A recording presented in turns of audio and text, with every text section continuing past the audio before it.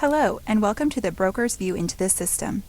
Today we will take a look at the tools that you can offer your clients, as well as functionality that you will be able to use at the broker level to help present the benefit plans being offered, generate employee census data, monitor open enrollment progress, and of course the ability to review current, previous, and future plan enrollments. I'm going to start off the demo from the employee's perspective so that we can hone in on the benefit enrollment process in addition to other employee self-service features. From there, I will then move into the broker's perspective to highlight the key reports and tools that you will find useful.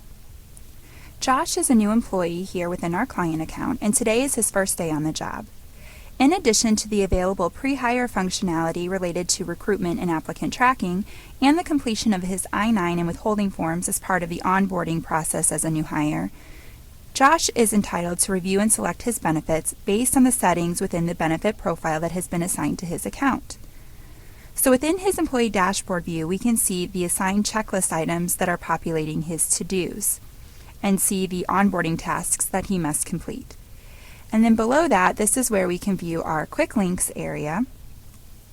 So this is where he can easily navigate to different areas within the system of importance. So from here, I'm able to click on the Review and Select Benefits link. From this screen, I can view my pending change requests, which will be populated once I've made my submission. And then I also have the ability to review my benefit selections and options for both current and future plans when applicable. On the bottom bar, we can see we can start the open enrollment and a life change event. The open enrollment period can be controlled based on the settings within the benefit plan profile. In the event an employee is hired and completes their new hire benefit enrollment and the company has their yearly open enrollment, the system allows the new employee to complete the open enrollment as well. If the employee does not fall within the new hire and/or company open enrollment period, the Start Open Enrollment button will not appear on this page. Now, understanding that things can change once enrolled in benefit plans, the Life Change Event button will always be available to request any necessary changes as they may arise. So let's start the open enrollment process. We start off on the Instructions tab, where the provided messaging is configurable based on the plans being offered in addition to any additional items that you would like to include. This is a great way for you to present and promote various benefit plan offerings to increase the overall plan participation. We can see the tabs across the top are also hyperlinked for easier navigation, in addition to the Continue button here on the bottom bar. There's also a Save button so the employees can save their selections before they actually submit their request if they needed to step away and revisit later. Now each tab will have information around the carrier, the plan options, for example, employee, employee plus spouse, or family coverage. It will also show the deduction amount and the frequency of the deduction. As the employee begins to make their selections, they could take advantage of the tools such as the Compare Selected Options, which is helpful here because I have two carriers with the same plan types at different premiums. So let's take a look. So here we can get a nice side-by-side comparison of the two options, and then we can also view further plan details by clicking on the magnifying glass. From here, we can also see that we have plan documentation that's been attached. So we do have the ability to pull up that downloaded document to review that information. So once we're ready, we can go ahead and make our selection.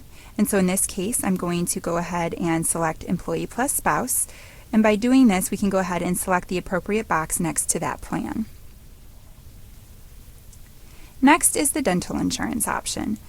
For any of the benefit plan types, you do have the ability to waive the option, so I'm going to go ahead and waive the dental coverage at this time, just as an example. Next, we can move on to the life insurance plan. As I make my coverage selection, you will notice that the system is using units that will be tied to the coverage amount. So we can see here that 50 units is representing $50,000 in coverage.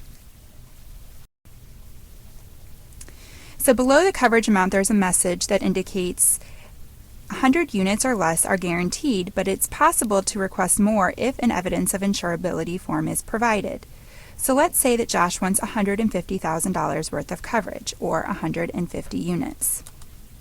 Once I enter that in here, we will see that there is evidence of insurability that is required. So you do have the ability to upload this information, and a warning message will appear. So in this case, the evidence of insurability is required, so I will go ahead and upload my evidence of insurability form along with my request. So once I've gone ahead and uploaded that, I can go ahead and select this option, and I can then move on to the Vision tab. So I'm going to go ahead and select the Employee Only option here, and then I can move on and confirm my selections. Before I do that, I want to point out that the area in between the tabs up here on the top and the plans listed below, we can also include messaging for additional plan promotion and/or guidance. Now also, the system will prevent a change request submission if there are missing items such as the requirement to add a dependent or beneficiary, as we can see here is currently the case as the Submit Request button is grayed out. Now I can add my dependent and beneficiary information right here from this screen if I needed to by clicking on the green plus sign. So I can choose from one of my contacts here, or I can create a new contact. So I'm going to go ahead and add my dependents and my beneficiaries, and then once I've done that, I can go ahead and submit my request. I will review the screen messaging in addition to all of my selections listed above, and then I will be required to enter in my system password to sign off on this request, and then I can go ahead and accept this. I will also be prompted with an option to print out my requested benefit selection if I care to do so. I want to take a moment to mention that there are automated email notifications that can be tied to certain actions such as this: the employee submitting a benefit change request. These notifications can be configured with custom messaging and sent to individuals in the client and/or broker company based on who needs to be aware of these events as they take place. Even as the enrollment period approaches, you can configure notifications as early as 90 days beforehand to begin promoting the plan options that the employees will soon be presented with. So as the date continues to approach, they can have these notifications triggered to spread the word about the new plan options and also provide their contact information to help promote additional discussion with the employees going into this exciting time of the year. On another note, once we have our benefit selections approved and in place, employees also have the ability to complete a passive enrollment within the benefit enrollment by viewing their current selections and selecting to continue current coverage during their next open enrollment period. This would be a controlled setting for each plan. Now here on this screen, I can see my pending change request, and I can also review any of my selections at any time if I needed to. Now back on the dashboard, I can also check out my employee benefit statement.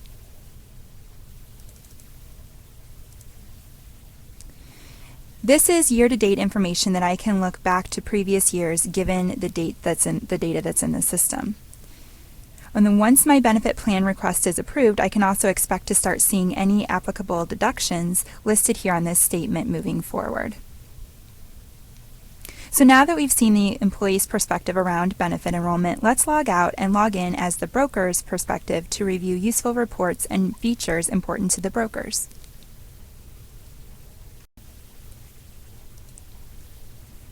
Kathy also has a dashboard screen, and she can access reports based on what information she needs to reference. Given that our new hire just submitted their open enrollment request, let's take a look at the benefit change request detail report first.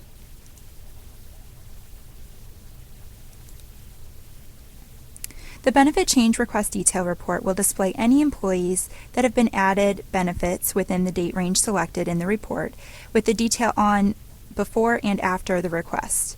It will also display any employees that have stopped benefits within this date range selected within the report. So from this report, we can see the employees and the date filter here up at the top, and then we can go ahead and review the information below. Based on these requests or changes, you can export this information and pass it along to the specific carriers that you're working with once they've been approved. Also keep in mind, since we have payroll enabled, these deductions will automatically flow into payroll, so no manual work is required. Another useful report is our benefit open enrollment status report.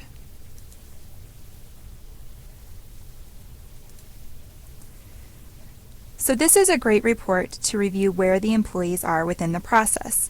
So with columns like not started or in progress or completed or rejected, it will make it extremely easy for you to track this information. We can use the column filters for yes, no, or all for additional reporting flexibility. A broker that references this report can gather information around who still needs to begin their open enrollment and can send out reminder emails to these folks to get them started and move through this process. Also, by referencing this report, the broker can configure a system notification for specific groups of employees if needed based on the end date of the open enrollment period. Having this type of visibility is key. So for existing plans, let's take a look at the benefit plan report.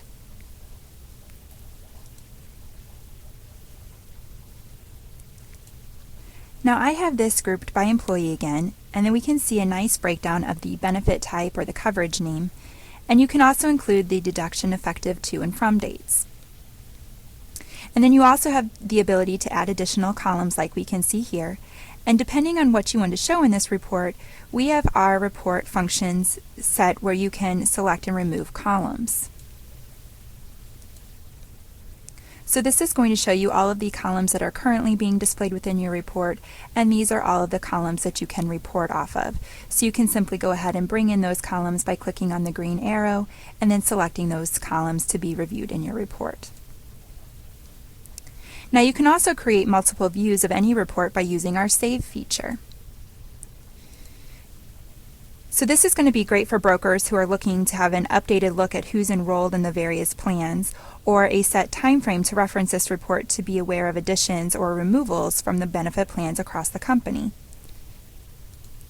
And then with any of the reports, there are also export capabilities. And we do also have an email report generator that can be set to trigger at scheduled frequencies. So now let's move on to the census report.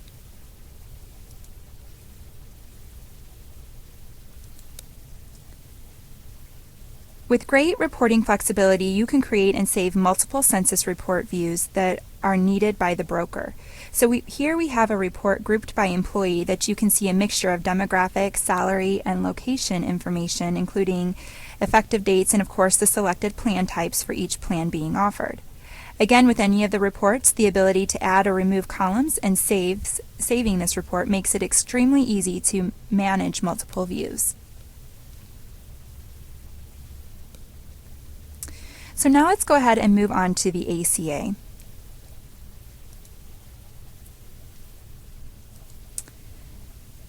So the last thing that we want to talk about today is the ACA detailed report.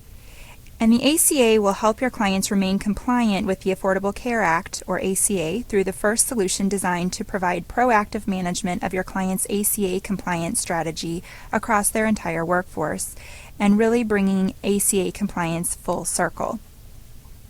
So with time and labor management, you can track hours worked to determine full-time or part-time status, while also being able to manage the look-back periods, and upon an employee hitting full-time, in HR, the employee can automatically enroll in benefits, like we went over, and once they choose a plan, compensation data is pulled from payroll to ensure that the plan is determined as affordable.